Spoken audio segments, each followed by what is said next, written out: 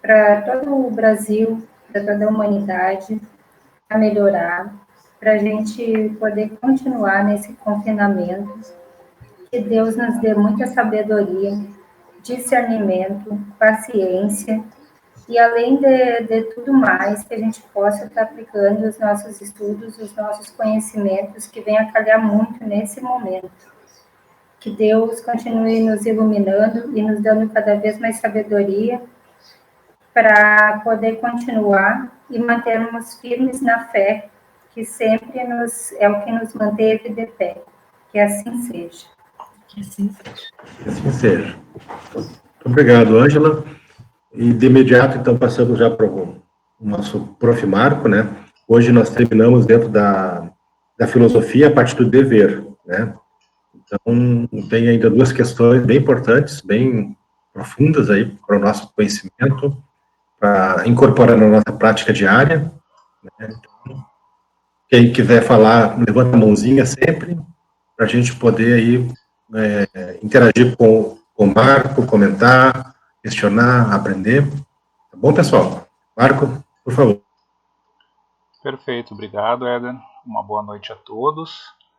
E só lembrando que essa interação, né, essa nossa troca aí de experiência, de conhecimento, que é o mais importante do estudo, né? Que isso aqui não é uma palestra, né? É um estudo em conjunto. Não é um monólogo. Pois é. Eu vou compartilhar aqui minha tela com vocês, então, para já ir para os slides. Só antes de começar nessa questão, gostaria de relembrar da semana passada, onde a gente parou, não é? Na questão 194, onde o Éder trabalhou essa questão, né, a respeito dos nossos guias espirituais, não é? Então, essas próximas questões aqui, elas estão um pouco relacionadas mais a 196 que a 195, mas só para a gente se situar, né? Então, como sempre aí, primeiramente a gente trabalha a questão e depois com algum material complementar aqui, né, para a gente ir um pouco mais a fundo nessas questões, né? Lembrando sempre que, vamos dizer, essas questões que a gente está trabalhando, elas são a ponta do novelo, não é? E se a gente começa a puxar, a gente vai ver que tem bastante coisa por trás aí que a gente pode trabalhar, né? Então, com relação à questão 195, é perguntado a Emmanuel como que nós poderíamos encontrar dentro de nós mesmos o elemento esclarecedor de qualquer dúvida quanto à qualidade fraternal e excelente do ato que pretendamos realizar nas lutas cotidianas da vida de relação, né? É um pouco trabalhosa essa questão, não é? Mas, em suma, é como que a gente vai saber, né, se ao lidar com as outras pessoas, né, ou seja, na relação que nós temos com o nosso próximo, né, se nós, como que a gente encontra dentro de nós a maneira de não errar nessas relações, não é?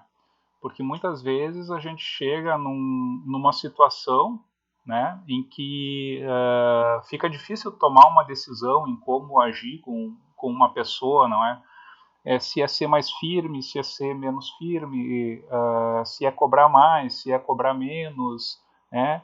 Então, como que a gente pode achar dentro de nós, né, sem precisar recorrer a um guia espiritual ou sem precisar recorrer a ajuda de outra pessoa, né? Como que a gente pode encontrar, então, essa resposta, né?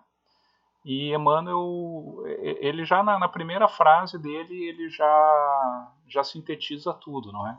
Então, Marco, deixa eu fazer uma colocação bem rapidinho aqui. Claro.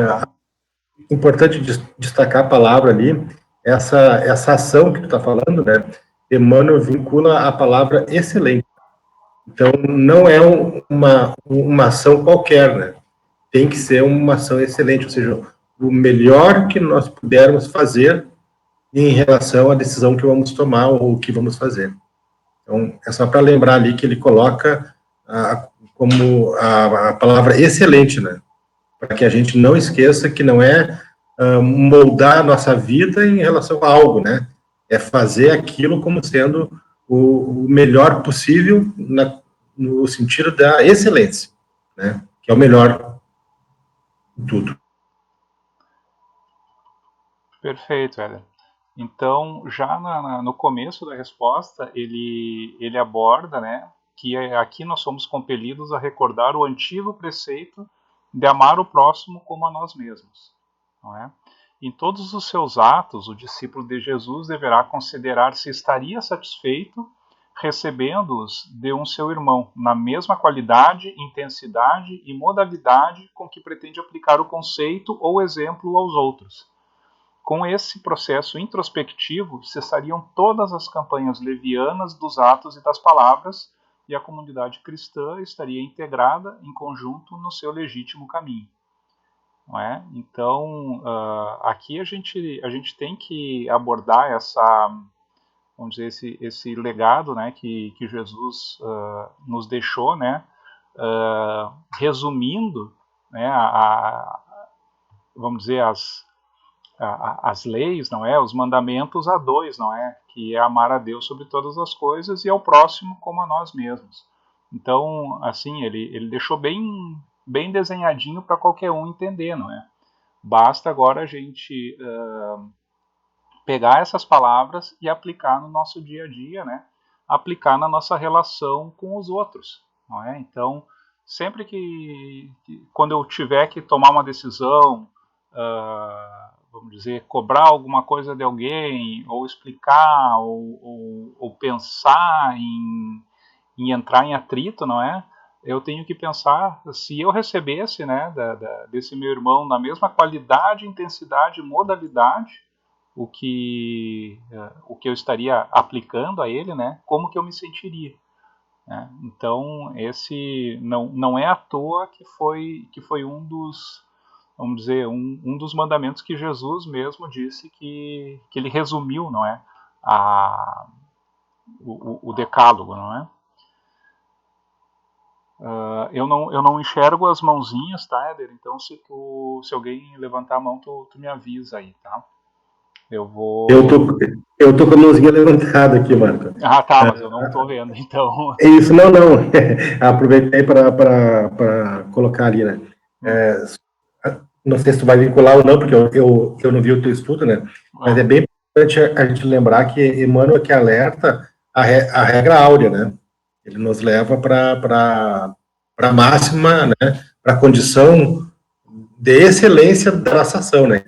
Que é essa regra áurea, que é pensar no próximo, né? Fazer para o outro aquilo que gostaríamos para a gente.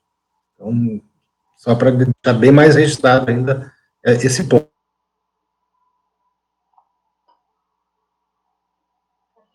Vou ficar cuidando, Marco, com as mãozinhas que eu te aviso. Tá certo, obrigado. Bom, então, com relação ao material extra que eu trouxe, não é?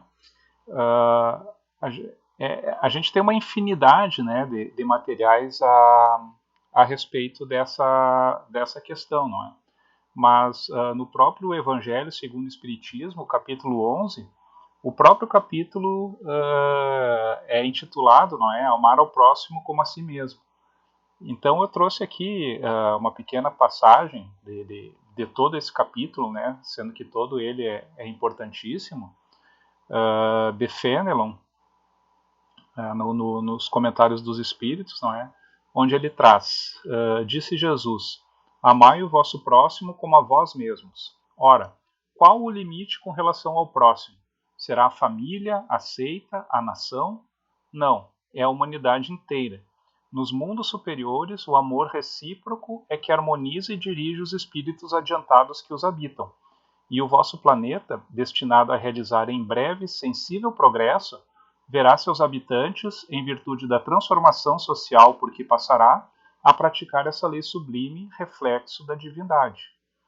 Tá? Então, essa passagem eu trouxe até para a gente pensar no que está acontecendo hoje em dia, não é?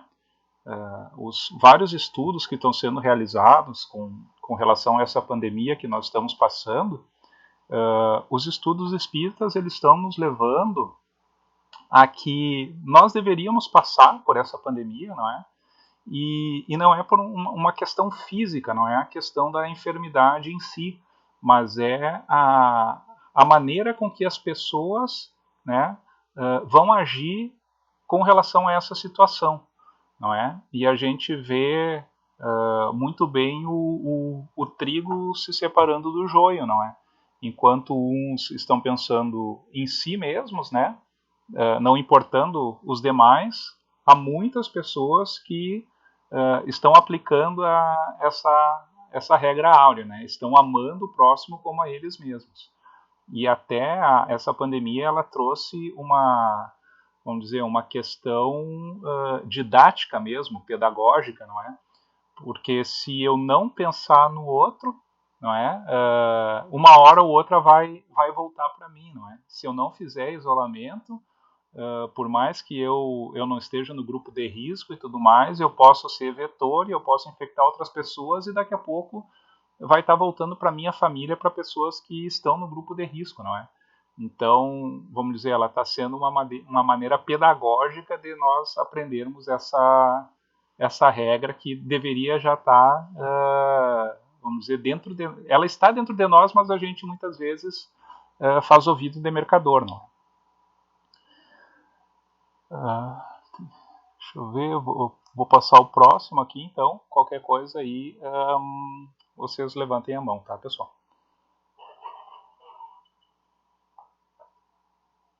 Bom, na próxima questão, então, eu trouxe aqui também do Evangelho segundo o Espiritismo, no capítulo 15, que fora da caridade não há salvação. Uma passagem de Paulo, o apóstolo. Então, ele fala assim: meus filhos, na máxima, fora da caridade não há salvação, estão encerrados os destinos dos homens, na terra e no céu. Na terra, porque à sombra deste estandarte eles viverão em paz. No céu, porque os que a houverem praticado acharão graças diante do Senhor. Essa divisa é o facho celeste, a luminosa coluna que guia o homem no deserto da vida, encaminhando-o para a terra da promissão. Ela brilha no céu como a auréola santa, na fronte dos eleitos, e na terra se acha gravada no coração daqueles a quem Jesus dirá: passai à direita, benditos do meu Pai. Reconhecê-los-ei pelo perfume de caridade que espalham em torno de si. Nada exprime com mais exatidão o pensamento de Jesus. Nada resume tão bem os deveres do homem como essa máxima de ordem divina. Não poderia o Espiritismo provar melhor a sua origem do que apresentando-a como regra. Por isso que é um reflexo do mais puro cristianismo. Levando-a por guia, nunca o homem se transviará. Então, aqui é mais vamos dizer, um reforço dessa questão mesmo onde se fala em caridade, não é? A gente está pensando no próximo, né? Pensando no próximo como em nós mesmos, tá? E a gente pensa assim, não é? Com relação a essa questão de se é simplesmente uma maneira de tratar as pessoas ou de conversar com as pessoas, né? Ou se não fazendo mal, eu já estaria fazendo bem, não é? Só que a gente tem que pensar de uma maneira um pouco mais profunda, né? Dentro da filosofia espírita, não é? Com todo o conhecimento que nós temos. Então, aqui, nessa passagem de Paulo, ele mesmo levanta vamos dizer, ele puxa uma passagem do Evangelho, não é? Quando ele diz: passai à direita, benditos do meu Pai, tá? Então, só para complementar, quem gostaria de falar? A Ângela levantou a mão, Marco. A Ângela, pode falar, Ângela. Eu não estou conseguindo ligar a minha câmera, não sei o que houve aqui que ela tretou, mas enfim, estão me ouvindo? Estamos te ouvindo. Tá bem. Assim, com tudo que tu está falando, eu tinha lido um texto de uma pessoa no Facebook, que até fui pesquisar quem era, mas é uma chefe de cozinha. Mas eu acredito que ela tenha compartilhado esse texto de alguma fonte da doutrina espírita, que fala muito das leis divinas e fala do livre-arbítrio. Ela escreve assim, vou ler um trecho, é bem grande o texto, mas vou ler um trecho que eu achei bem importante assim, ó. Foi decidido dentre as enfermidades que a Terra passaria para termos o despertar de cada alma, pela opção mais leve e menos dolorosa, que é o vírus.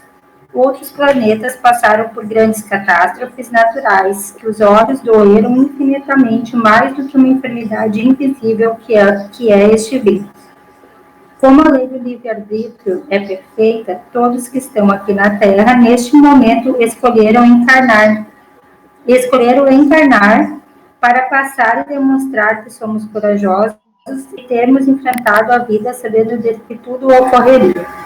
Fizemos essa escolha com o intuito de evoluir, logo, com enfoque em evoluir o espírito. A evolução de luz em cada um clama pela união e busca o poder pessoal, a consciência de simplificarmos as nossas vidas focando em realmente o que importa, ajudar os irmãos humanos, os animais e os vegetais. Isso implica em não matar, em não se alimentar de irmãos animais que contêm vibração de medo, ajudar quem pudermos, como pudermos, e não esquecer da fome e do frio dos irmãos que vivem essa realidade. Poupar para ter mais para doar, ser unidade. É muito grande o texto, mas essa parte, assim, para mim, é um resumo bem disso que está acontecendo agora e como é importante a gente pensar nisso, né? Obrigado, Ângela, pelo teu comentário. E eu queria, Marco, antes de te devolver, falar também um capítulo que Emmanuel escreve no livro Emmanuel, o nome do livro é Emmanuel, escrito por Emmanuel mesmo, né? Psicografia do Chico. Lá ele trata da formação da mentalidade cristã. Né? Então, quando nós passarmos a pensar, né, a formar a nossa mentalidade, nossos pensamentos, que gerarão ações, pensando de acordo com o Cristo, né, a economia muda, os governos mudam, tudo muda, os lares mudam, as pessoas mudam, tudo muda, né? Então ele coloca esse capítulo inteiro nesse livro para que a gente imagine uma economia, né, sendo gerada, né, pela formação do pensamento cristão, imaginando um governo sendo dirigido pela mentalidade da formação cristã genuína, não aquela que é interpretada ao pé da letra e que toma diversas nuances, né, se apropriando de acordo com interesses, né? É a formação da mentalidade pura, como o Cristo pensava e como ele agia. Tem uma outra mãozinha levantada aqui, deixa eu ver quem. A Cris. Eu queria só contribuir com essa... A Cris não vai falar? Sim, não está me ouvindo? Te devolvo então, Marcos. Não. Tá me ouvindo agora? Ah, agora sim. O que eu queria comentar era com relação ao... Não está saindo. Não estamos te ouvindo, Cris. Eu vou passar o meu microfone aqui para ela, só um pouquinho. Fala nesse momento. Tá, então o que eu queria comentar era em relação ao que nós comentamos, que nós estudamos no sábado, né? Com relação ao bem, em que não fazer o bem, em não fazer o mal não significa fazer o bem, e que agora é a hora de auxiliar, e que as omissões também não são bem, né? Toda aquela questão que a gente conversou já no versículo 33 do capítulo 10 de Mateus, em que as nossas encarnações estão pautadas por leis divinas e que nós teremos que aprender isso, né? Mais dia ou menos dia.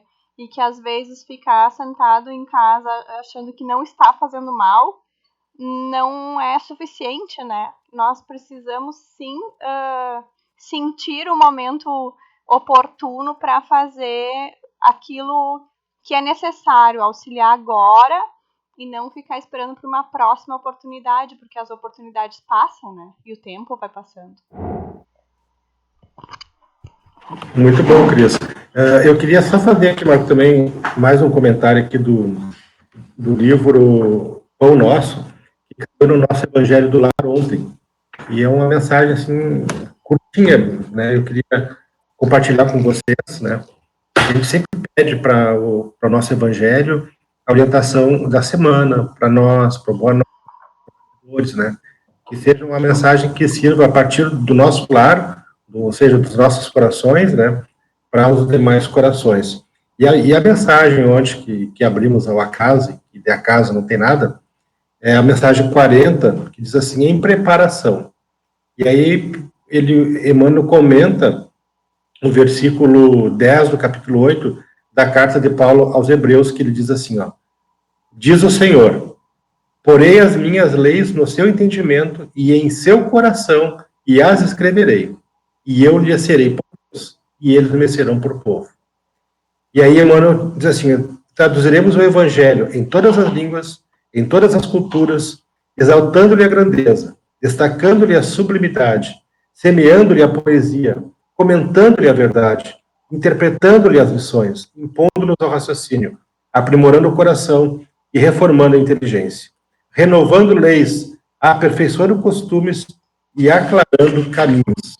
Ele conclui, mas virá momento em que a boa nova deve ser impressa em nós mesmos, nos refolhos da mente, nos recessos do peito, por meio das palavras e das ações, dos princípios e ideais, das ações e das esperanças, dos gestos, porque, em verdade, se o céu nos permite espalhar-lhe a divina mensagem no mundo, um dia exigirá nos convertamos em traduções vivas do Evangelho na Terra.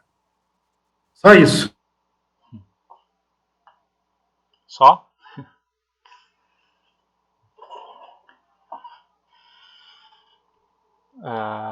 Posso continuar aqui agora, pessoal?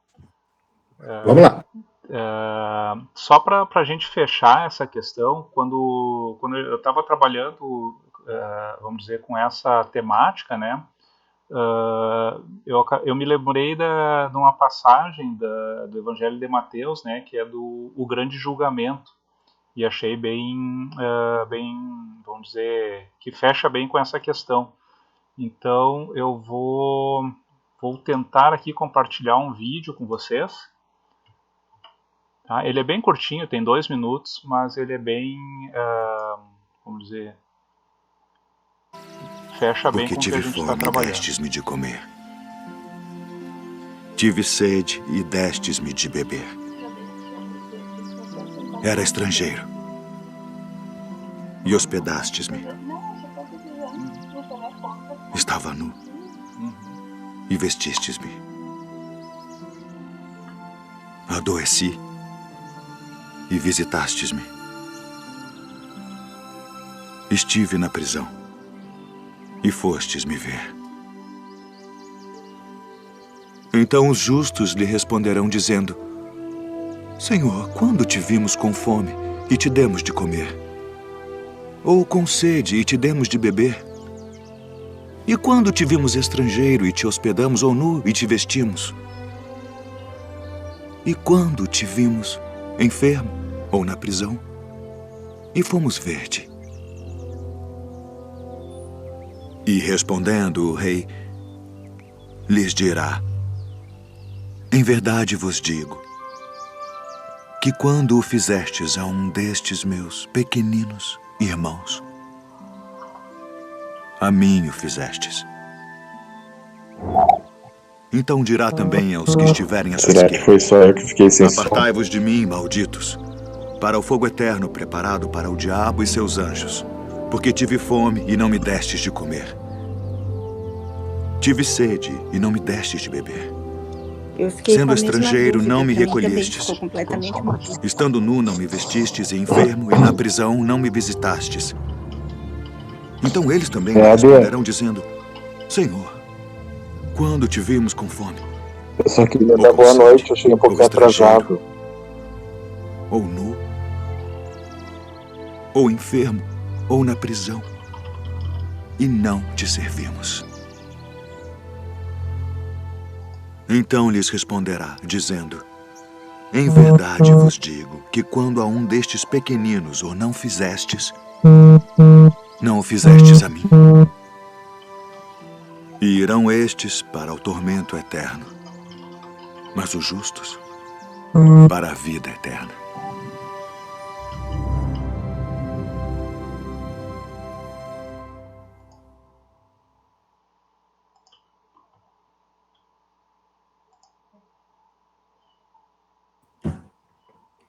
Maravilha, Marco. Maravilha. Jairo, bem-vindo. Nós estávamos assistindo o vídeo, né? Bom. Depois, para quem não assistiu ou não viu, Lígia, vai ficar disponível no grupo, tá? Vai disponibilizar depois ali, tá? Nós aqui assistimos bem, mas em alguns casos nós não, outros não viram ou não viram, né? Mas o Marco vai colocar o link ou o vídeo depois ali para a gente poder assistir quando terminar o estudo. Eu já coloquei no chat ali o link do vídeo. Pessoal, desliguem os microfones que tem celular vibrando e a gente está ouvindo. Bom, então, pessoal, eu vou dar sequência agora, tá?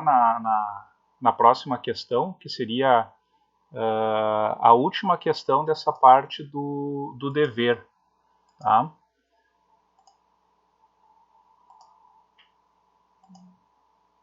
Esse aqui era o grande julgamento, né? E passando então agora à questão 196, que é como encaram os guias espirituais as nossas queixas, né?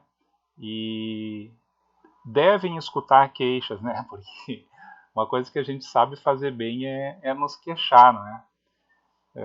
Então essa aqui é uma questão bem interessante da gente trabalhar, né?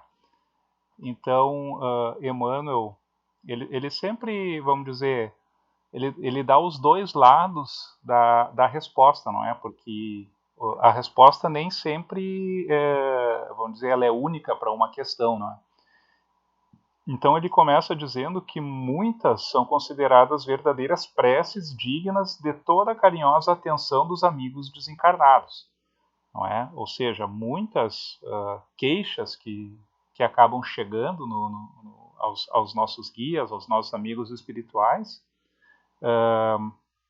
elas, vamos dizer, são levadas em consideração, elas tocam, não é, o coração, vamos dizer, né, elas chamam essa questão do sentimento. Mas, daí ele apresenta o outro lado, não é? A maioria, porém, não passa de lamentação estéril, a que o homem se acostumou como a um vício qualquer. Porque se tendes nas mãos o remédio eficaz com o Evangelho de Jesus e com os consoladores esclarecimentos da doutrina dos Espíritos, a repetição de certas queixas traduz má vontade na aplicação legítima do conhecimento espiritista a vós mesmos. Não é? Então, muitas vezes, são queixas vãs, não é? Onde nós já temos o remédio no armário ali, né? Só que parece que dá preguiça de levantar e buscar, não é? É mais fácil ficar reclamando que está doendo. É mais ou menos essa a explicação, não é? Teria algum comentário, pessoal, com relação à resposta de Emmanuel?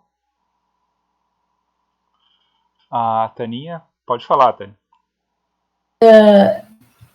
Lendo essa resposta aí, me remeteu também a essa ideia do vício, assim como se tem a preguiça de ir até o remédio pegar o remédio, também existem aquelas situações de vício em que a pessoa está ali, está numa aflição, está num desespero, então pega o evangelho, abre, lê e faz a prece, e faz a queixa. Não faz a prece, faz a queixa.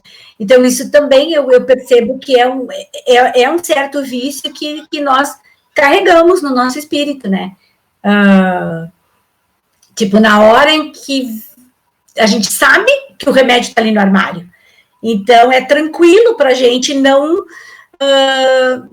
buscar ele dia a dia, mas se deixar levar, enfim, pelo cotidiano mais, digamos assim, mais descomprometido com o evangelho, porque parece que na hora sabe, tem aquela certeza que os espíritos vão lhe ajudar, vão lhe dar um certo alento. Então, me parece que esse também é um vício bem grave que nós podemos carregar e que deve ser corrigido. Muito bom, Taninha. Luci? Tem uma história que fala que é da morte e o sentido da vida. Então, a morte veio buscar a pessoa, né? E no primeiro dia ela foi conversar com a morte, explicando que tinha filho pequeno, que tinha uma família para sustentar e várias coisas. E a morte disse, isso não é motivo para eu não vir te buscar, porque muita gente tem filho, muita gente tem que sustentar. Pensa mais um pouco, vou te dar mais 24 horas. Daí, no segundo dia, ele pensou, eu tenho uma empresa, tenho um empréstimo para pagar, eu tenho muitos funcionários. Aí a morte disse, não, também não é desculpa, porque tem muita gente com empresa, com empregados e sustenta muita gente. Dá mais 24 horas. Aí ele não sabia mais o que dava de desculpa para a morte, aí pensou.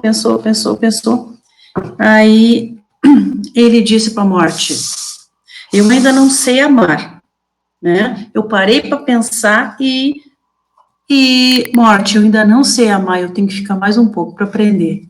Aí a morte disse para ele, então tá, esse aí é o sentido da vida, amar o próximo. Então vou te deixar mais um pouco até tu aprender a amar. Essa é a historinha da morte e o sentido da vida. Muito bem. Hoje eu ouvi também em alguma rede social aí, acho que está muito ligado aí da Eco.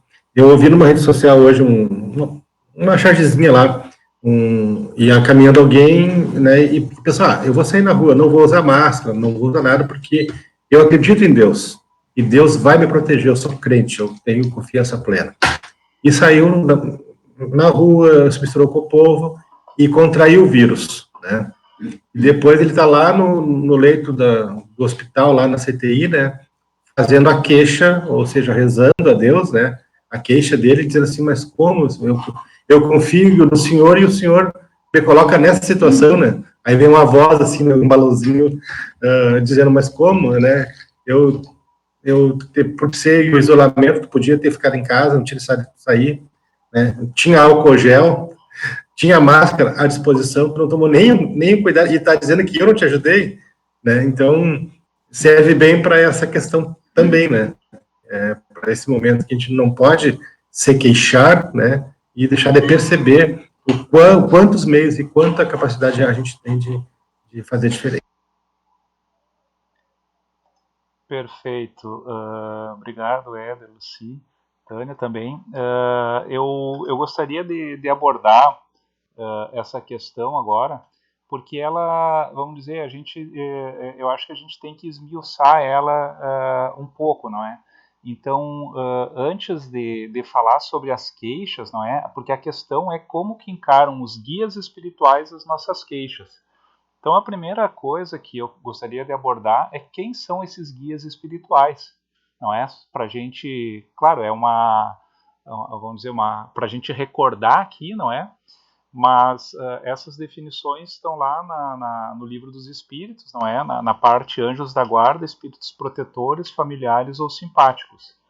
Tá? E Kardec, então, pergunta aos espíritos, né, o que se deve entender por anjo da guarda, né, que é o mesmo guia protetor, não é? Então, é o espírito protetor de uma ordem elevada, não é? Ou seja, a gente já tem que partir do princípio que o nosso guia espiritual ele está numa ordem mais elevada que nós, não é, para poder nos guiar. E na sequência, então, a questão 491 é qual é a missão, do espírito protetor. E a resposta ela é bem significativa. O de um pai para com seus filhos, conduzir o seu protegido no bom caminho, ajudá-lo com os seus conselhos, consolá-lo em suas aflições, sustentar sua coragem nas provas da vida. Não é? Então, se a gente for pensar o que um bom pai faz com os seus filhos, ele, na primeira queixa, na primeira reclamação do filho, ele vai atender, ele vai se comover, ou ele vai procurar fazer com que esse filho aprenda, não é? Aprenda pela sua experiência, aprenda a caminhar com as próprias pernas, não é? Então, para a gente começar vamos dizer, a abordar essa questão, a gente tem que partir desse princípio, não é? Os nossos guias protetores estão numa ordem mais elevada. Se eles estão numa ordem mais elevada, eles já passaram por diversas situações, não é? Sobrepassaram essas situações e conseguiram evoluir a partir daí, né? E a missão deles não é nos pegar no colo e nos carregar ao longo da nossa existência, não é? É sim a de nos consolar quando estamos aflitos, né? E sustentar a nossa coragem nas provas da vida, tá? Então, isso para a gente começar essa questão. Uma outra questão aqui a respeito dos anjos guardiões, eu busquei aqui no livro Entre a Terra e o Céu. Tá? Isso aqui é um pedaço de um diálogo entre André Luiz e Clarencio, não é? sobre os anjos guardiões. Então, aqui, Clarencio está explicando para o André, não é, a missão, a característica, né, que são esses nossos anjos guardiões. Então, ele diz que será justo lembrar que estamos plasmando nossa individualidade imperecível no espaço e no tempo, ao preço de continuadas e difíceis experiências. A ideia de um ente divinizado e perfeito, invariavelmente ao nosso lado, ao dispor de nossos caprichos ou ao sabor de nossas dívidas, não concorda com a justiça. Que governo terrestre destacaria um dos seus ministros mais sábios e especializados na garantia do bem de todos, para colar-se indefinidamente ao destino de um só homem, quase sempre renitente e cultor de complicados enigmas e necessitado por isso mesmo das mais severas lições da vida? Por que haveria de obrigar um arcanjo a descer da luz eterna para seguir, passo a passo, um homem deliberadamente egoísta ou preguiçoso? Tudo exige lógica, bom senso, não é? Então, aqui também, claro, ele está explicando a questão da ordem dos anjos guardiões, não é?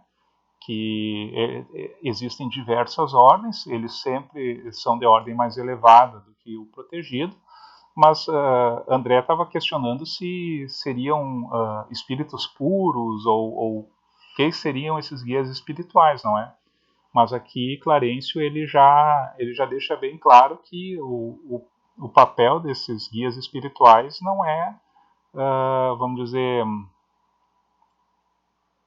conduzir, né, a pessoa ao longo da sua vida, mas sim auxiliar, ajudar e principalmente proporcionar questões de aprendizado para essa pessoa, tá? Então daqui a gente parte então que os anjos guardiões eles estão nos auxiliando, né? E o papel deles é nos guiar por essas questões da vida da melhor maneira, não é? Para a nossa evolução. Então agora eu gostaria de abordar o que a queixa, não é? O que a reclamação, a queixa, qual é o benefício ou o malefício que ela nos traz, não é? Então, no próximo texto, também é um diálogo entre André Luiz e Clarencio, mas aqui no livro Nosso Lar. E é uma questão bem interessante, porque nesse capítulo, que é Precioso Aviso, André Luiz ainda está sendo atendido, não é? Quando ele é resgatado do umbral e ele está passando por aquele período, vamos dizer que ele vai se recuperando fisicamente, né, das suas mazelas e tudo mais. E então, mas ele está começando a despertar, não é, para a questão da espiritualidade. E o Clarencio chega e pergunta para ele aquelas perguntas que muitas vezes a gente faz assim, maquinalmente, não é? Ah, como é que tu tá, né? Tá bem? Esperando que diga que a resposta venha, não, tudo tranquilo, né? Mas daí o André começa, pois olha, tô mais ou menos, mas tô sofrendo muito, muito. Essas dores físicas. E daí ele começa a reclamar, e reclama, e daí ele fala, e o que será da minha família? E a minha esposa, que ela dizia que ela não podia viver sem mim, e os meus filhos sem mim, né? E daí mas olha, ele fica reclamando, e o Clarencio quieto, né, só escutando ele. Até que, vamos dizer, termina o queixume, não é? E Clarencio assume o diálogo, né? E ele pergunta assim, André, tu realmente quer te recuperar, tu quer melhorar? Sim, claro. Daí ele começa a falar esse texto que eu coloquei aqui para vocês. Aprenda então a não falar excessivamente de si mesmo, nem comente a própria dor. Lamentação denota enfermidade mental e enfermidade de curso laborioso e tratamento difícil. É indispensável criar pensamentos novos e disciplinar os lábios. Somente conseguiremos equilíbrio abrindo o coração ao sol da divindade. Classificar o esforço necessário da imposição esmagadora, enxergar padecimentos onde a luta é edificante, só identificar indesejável cegueira da alma. Quanto mais utilize o verbo por dilatar considerações dolorosas no círculo da personalidade, mais duros se tornarão os laços que o prendem a lembranças mesquinhas. E daí tem mais uma parte, e daí eu pesquei só essa frase aqui embaixo desse diálogo, né? Onde ele diz que as almas débeis ante o serviço deitam-se para se queixarem aos que passam, e as fortes, porém, recebem o serviço como patrimônio sagrado na movimentação do qual se preparam a caminho da perfeição. Então, aqui a gente pode ter uma ideia, né, de por que as nossas queixas, não é, muitas são escutadas, mas muitas, os nossos guias espirituais, pela sua elevação, acabam entristecidos, não é, com a nossa queixa, porque sabem que o que a gente está fazendo é um mal a nós mesmos, não é? Algum comentário dessa parte, pessoal, ou posso passar para a próxima?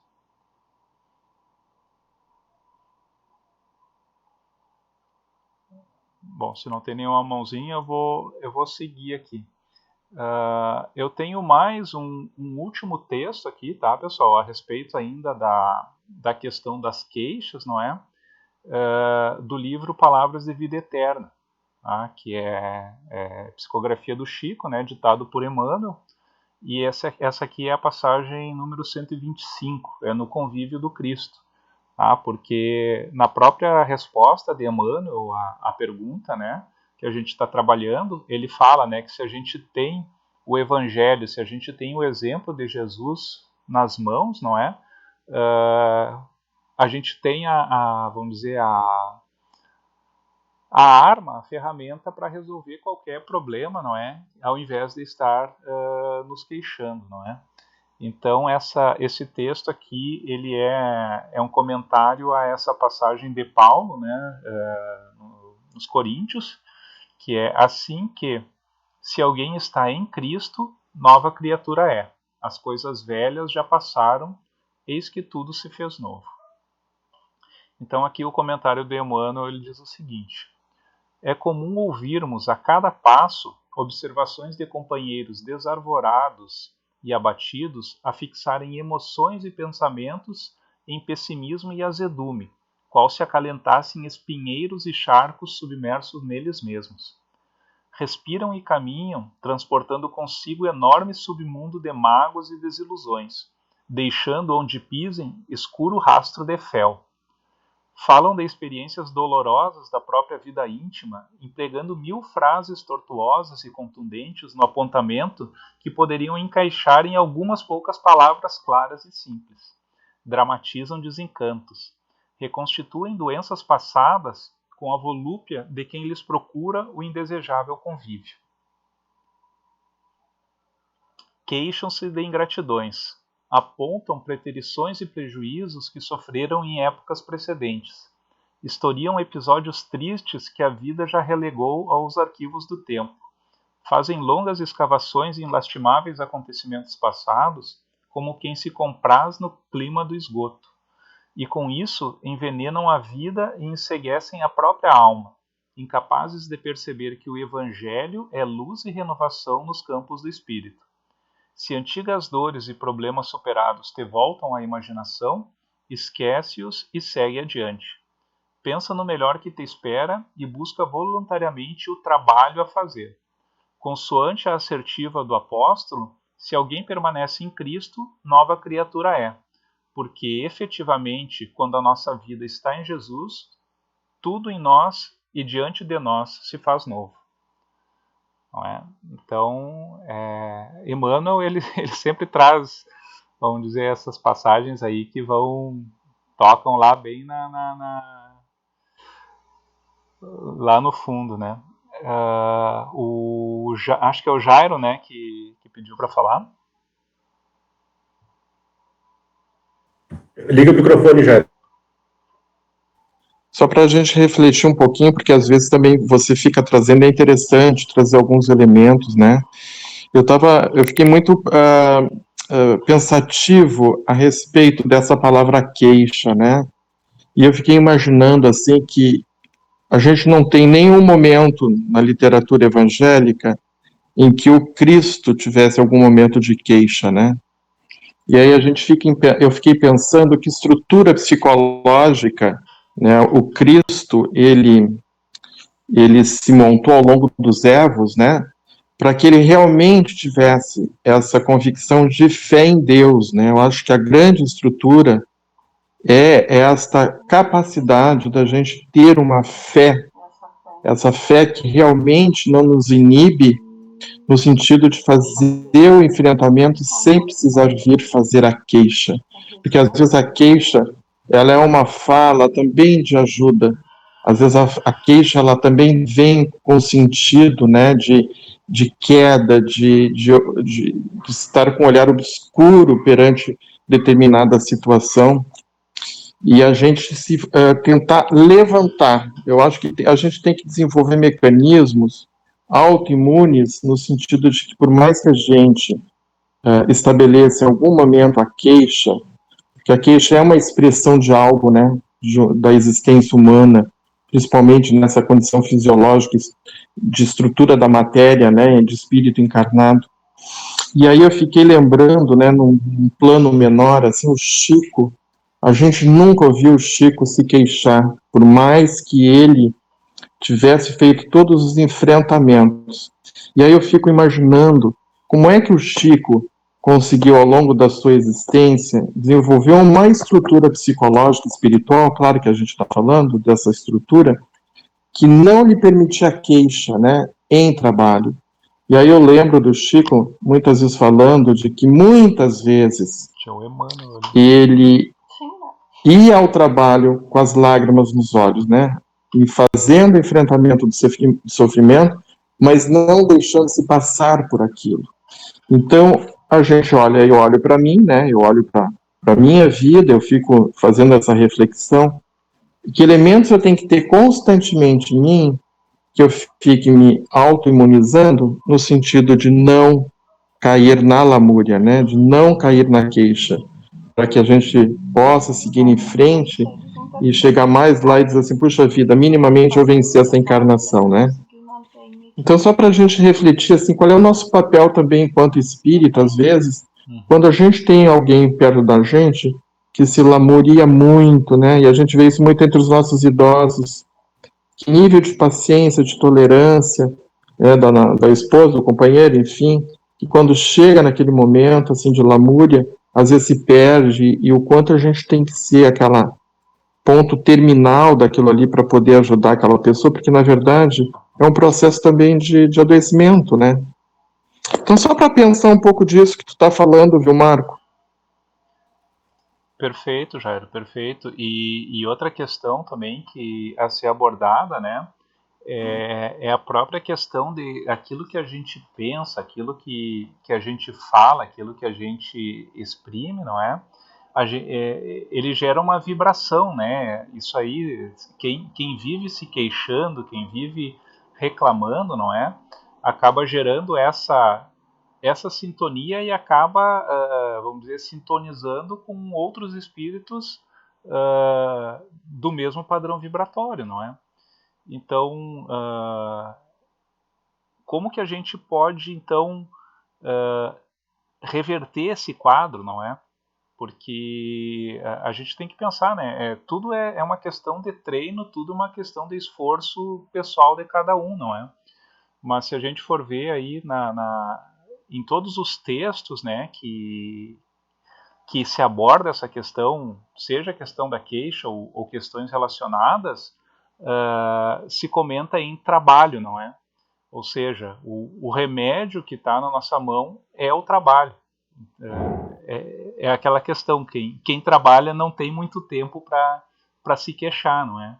Ontem mesmo, acho que no Fantástico, estava dando uma reportagem com um psiquiatra falando a respeito da questão das pessoas, como estão passando agora nessa época não, era na CNN, com relação à pandemia, não é? E tem estudos que as pessoas que estão se engajando no bem, que estão trabalhando pelas outras pessoas, fazendo serviços sociais, vamos dizer, ao invés de estar em casa reclamando de que não pode sair de casa, eles estão se engajando em ajudar outras pessoas. E como a saúde mental dessas pessoas, vamos dizer, está muito melhor do que aqueles que estão apenas se lamuriando, não é? Então, vamos dizer, acho que aí está um pouco, vamos dizer, pelo menos uma peça da resposta, não é? Que é o trabalho. Vocês escutam agora? Esse mesmo psiquiatra... Sim? Tá, meu microfone de novo não deu pau. Esse mesmo psiquiatra, ele comenta que a retomada para a vida normal dessas pessoas que se engajam com alguma coisa, com algum foco, né? Vai ser mais fácil do que aqueles que estão confinados em casa com a nuvenzinha em cima da cabeça, né? Então, todo esse processo de treino, de manter essa vibração equilibrada e alta, ela vai ajudar tanto para passar essa época, quanto para retomar. Porque outro dia eu até estava comentando com o Marco, que a gente tá acostumado, pelo menos aqui em casa, a gente já tá acostumado com essa rotina de ficar em casa, com os guris e tudo mais. A gente tem horário para acordar, horário para fazer tudo, horário para dormir. E vai ser complicado retomar a vida lá fora, quando a gente tiver que sair para trabalhar, os guris saírem para a escola, mas vai ser uma nova adaptação e a gente precisa passar por isso, né? O que está passando agora e o que vai vir depois. Então, acho que é isso. A prática do bem é o que está sempre na frente.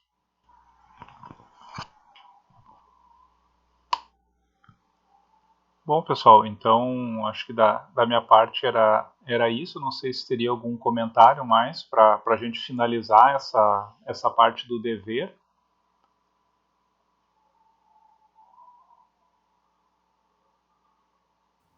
Quem cala consente, Marco. Todo mundo caladinho aí. Até a Sheila, que é falante, hoje está caladinha. Está concordando com tudo, Sheila? Até, se me permite, eu deixei um trechinho ali, né? Que é do texto Reclamações do André Luiz, que eu tinha até olhado um pouquinho antes da gente começar o estudo, né? E eu acho que é tão interessante a gente também pensar na pessoa que escuta nossas queixas, né? É muito chato. Eu acho que pra gente, né, como diz o André Luiz ali, eu botei no chat, né? Pra gente manter a harmonia com todos, a gente também tem que ter cuidado com o que a gente diz, porque às vezes a pessoa está passando por muitas dificuldades, às vezes a pessoa não tem uma estrutura psíquica para receber as nossas queixas, né? Às vezes ela se sente na obrigação de dar uma resposta que que ela não tem, e nem teria por que nos dar, né? Então, a gente também tem que fazer o exercício da lei áurea quando a gente executa as nossas queixas, né? Então, só. Fora isso, tá bem bonito, bem reflexivo o estudo hoje. Muito bonito. Pessoal, Muito bem, desculpa, Marco. eu vou dar tchau porque eu tenho aula agora. Até o próximo estudo. Obrigado, Cris. Jairo, está com a mãozinha levantada. É só para lembrar, tem uma mensagem, me parece que é Instruções Psicofônicas do Espírito de Monte Alverne, e ele traz uma ideia muito interessante do papel dos profissionais da área da saúde, principalmente da área da psicologia e da psiquiatria. Porque quando a gente faz o exercício da escuta, mesmo que seja da queixa do outro, a gente, quando dá um bom direcionamento, a gente consegue desligar algumas tomadas mentais que muitas vezes, né, os profissionais, particularmente da área da saúde, da psicologia, da psiquiatria, são grandes instrumentos da espiritualidade, quando bem conduzido o tratamento, para desligar essas tomadas mentais, né? Então, às vezes a pessoa ela se encontra num processo às vezes tão obsessivo, né, da lamúria e da queixa, que muitas vezes também precisa de alguém que possa escutá-la, né, e poder ajudá-la na reverter aquele processo que muitas vezes é um processo doentio obsessivo. Então, eu achei muito interessante, né, e aí nós temos a nossa amiga psicóloga, né, e que muitas vezes oferecer os ouvidos e dialogar com as pessoas é também uma forma de ajudá-las a desligar essas tomadas mentais, né. Muito obrigado, Jairo. Essa profissional que ela falou aí é a Carolzinha Psique. A Carolzinha. A Carolzinha. Muito obrigado aí Né, Carol? pelo excelente trabalho, Marco, pela tua pesquisa, um estudo maravilhoso, como sempre, né? Muito prático, dinâmico e profundo. Eu que agradeço a participação de todos, Éder. Tá? Sabe que tu mais que ninguém sabe que quem mais aprende é quem tem que preparar o estudo, né? Então, estamos aí aprendendo cada vez mais. É verdade, com certeza a Cris vai ter ao final um marido muito melhor, viu? Sem se queixar muito, essas coisas aí. Né? Tá certo. Maravilha, muito obrigado, né? E convidamos os que